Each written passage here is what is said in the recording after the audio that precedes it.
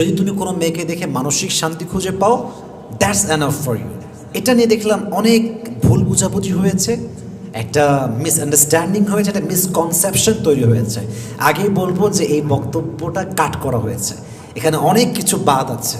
মূলত at that time I was talking about marriage issue. আমি বিয়ে নিয়ে কথা বলছিলাম, তাই বললাম যে ছেলেদেরকে যে বিয়ের ক্ষেত্রে মেয়েদের মাঝে সবচেয়ে বেশি জরুরি হচ্ছে চরিত্র। কারণ নবীজি বলেছেন, হাদিসটা হচ্ছে ক্বালা রাসূলুল্লাহি সাল্লাল্লাহু আলাইহি ওয়াসাল্লাম তুনকাহুল মারআতু লিআরবাইন লিমালিহা ওয়া লিজামালিহা ওয়া লিহাসাবিহা ওয়া লিদীনিহা। A woman is married by looking at four qualities. একজন মেয়েকে চারটা গুণ দেখে সাধারণত বিয়ে করা হয়। নাম্বার 1 লিমালিহা, for her wealth status.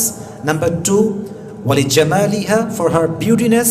Number 3 হচ্ছে ফর হার ফ্যামিলি স্ট্যাটাস। আর 4 নম্বরটা হচ্ছে ওয়ালি দিনিহা, for her religious personality.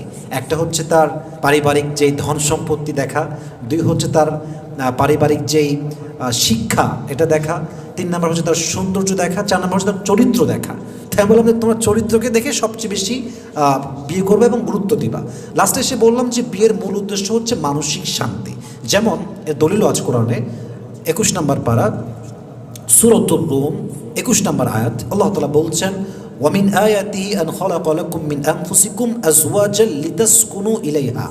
One of the best creation of Allah subhanahu wa ta'ala is husband-wife relationship.